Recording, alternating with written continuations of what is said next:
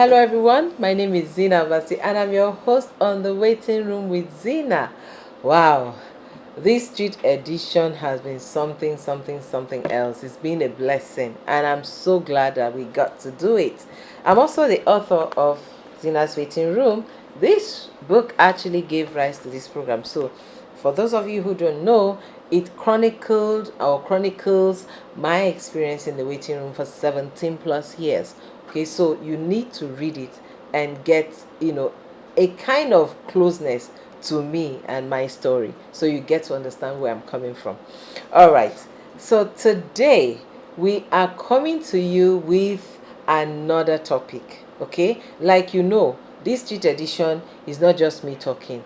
People out there on the street are also talking. We are getting information from them on the streets of Lagos, Port Harcourt, and Abuja. We've gone again to talk about today's topic. Men, you need to hear what they have to say. So today's topic is simple: advice for the waiting people. Anyone who is waiting that needs advice, come closer and hear what they have to say. Some of them I would agree with, some of them I may not agree with, some of them I will try to put my spin on it, but at the end of the day, you hear what the people have to say about this particular situation. So let's go watch and hear what they have to say. I will advise them to keep praying and focus and forget about what people says about them. Either they are mocking them, they should just pray and focus. The advice I will give couples that are still waiting is one, to be prayerful, two, to seek for medical attention. Why I say they should be prayerful? Because there is nothing that is too difficult for God to do. No matter how it tarries, if God wants you to have a child, you will definitely have a child. Example is in the case of Sarah and Abraham. It took them many years after giving up, but because they are persistent in trusting God for it, it surely came. Now, in the medical aspect, it is when couples are patient to follow the prescription or the guidelines of the doctors, they are surely going to, no matter how it take long, they are going to get parent and children. Now, it is not in your place to want to dissolve the marriage as an in-law because your children are not having the fruit of the womb. If you do that, you are destroying their lives, you are destroying their homes. It is in the place of those intended couples to stay intact, hold themselves together, whether there's a child or there's no child. God is going to find a way of settling them. Well, I quite understand where they're coming from. Everyone in this situation, of course, the first thing everybody tells you is to pray. So I always tell people you need to be prayerful, not just because you're waiting. I mean, generally, everything about your life. I mean, when you are in a situation where you cannot control what happens to you, you just need to run to God in prayers for everything. So prayer is number one. And then, of course, the last guy is advising people to also go and seek medical help. Okay, so it's one thing to wait, but you need to know what the wait is all about. Find out why you are waiting. And please, men, don't say it doesn't run in my family. My father had 10 children. If na my son marry the girl wey dey don dey for 5 to 6, 7, 8 years, they never born, eh you know say everything na God dey give pikin, no be their fault.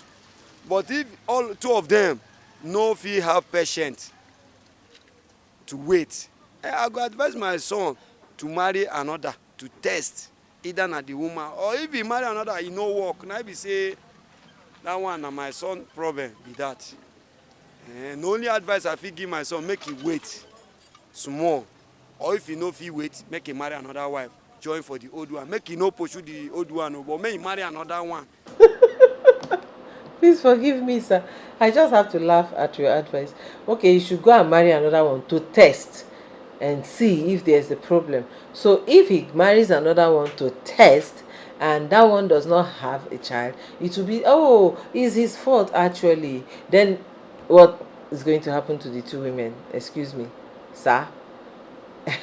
Listen, the best way to test is to go to the hospital, okay? Find out where the problem is coming from. You don't have to save money to go and marry another wife. Marrying a wife these days is not cheap. Especially if you're marrying from my side. You cannot just marry to test. You can just go to the hospital, okay, and run simple tests. That saves you a whole lot of money as and wahala of marrying a second wife. Okay, that's not really necessary at all. My advice for those who are waiting for the fruit of the womb is, I'm a Christian and I believe in God. They should keep praying and trusting God.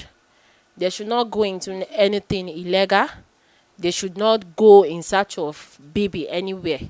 We've had testimony of people who were 60 something years and above giving birth to children. So they should keep trusting God through prayers and being good to little children. It can lead to their blessing and they will have their own children. Forgive me. I agree with sister, but that's not the basis of having children. Let me start with the last advice. Being good to little children. Yeah, they call it Saraka or Sarah or something like that in some religious quarters.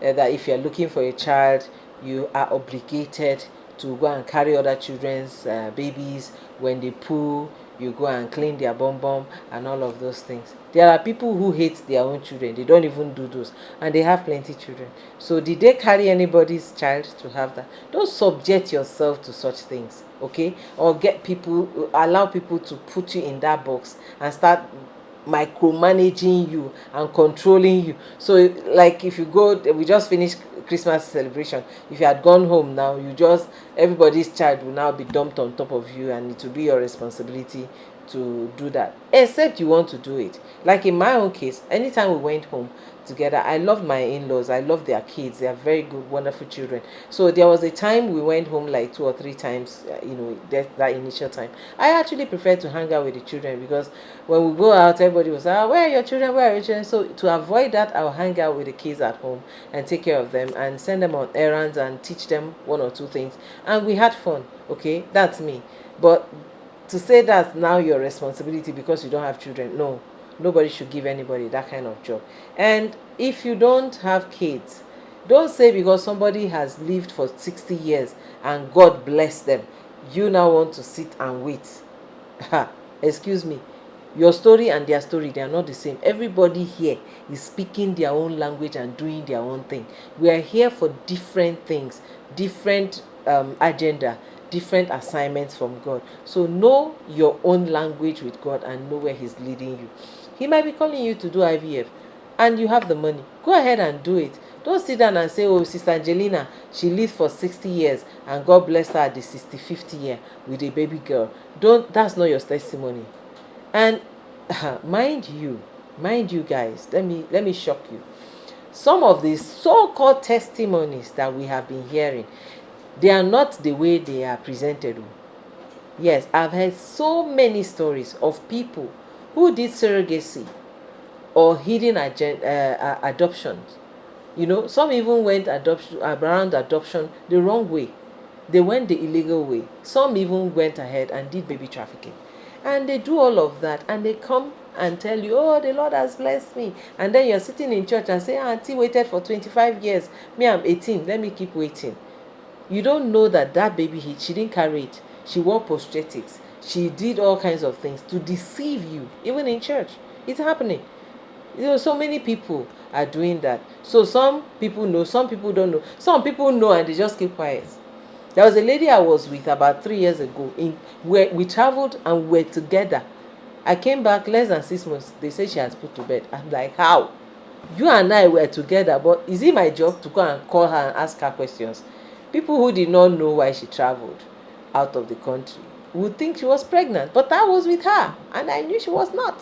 So auntie's testimony should not make you go and do stuff. Just go about your life the way you and your God and your husband or your wife have agreed to go about it. But don't you ever say because somebody waited, because you don't even know how they waited their wait. Let's hear more. So I will advise every couple that is in the waiting room not to give up hope. There is no problem or challenge anybody has passed through in this life that is not overcomable. Like from the holy books, the Bible talks about Abraham. He waited for 25 years. Even in our contemporary days, we have seen couples who have waited that long, and at the end some of them have quadruplets, some of them triplets, some of them, in fact, if you go through the social media, you will see testimonies of people who have waited. So I will encourage such couple not to give up hope. Don't kill yourself because you don't have issue yet. After all, is it everybody that must have children? I wonder. We should not kill ourselves. If you don't have children, no problem. Just wait, okay, until God blesses you with your own. But while you're waiting, don't sit down and fold your arms and wait. As you're believing God and waiting, make sure that you have checked every angle to see what you can physically and personally do to help your situation, and you do it. Well, the advice to waiting couple is to wait on the Lord and then to go through these processes that we talked of. They can adopt children. They can also do IVF so that after doing that, God will surely perform his miracle by helping them to get a child. And it doesn't really matter. There are some, even after undergoing IVF, they may not even get children. But if you adopt, that will bring you a lot of joy and comfort. Just adopt and hold that child as if it's your own, and you get comfort and also joy by doing that, and you'll be blessed as well. It's just not right for somebody to just stay like that without adopting a child simply because you cannot deliver. Children are children, so you can adopt. God bless you, ma. Children are children. They are a gift from God, so you can actually adopt. Okay? If you don't want to sit down and wait for God knows how long, just adopt. And if they come, fine, beautiful. You know that you've not wasted how many years spending money and taking care of other people's children.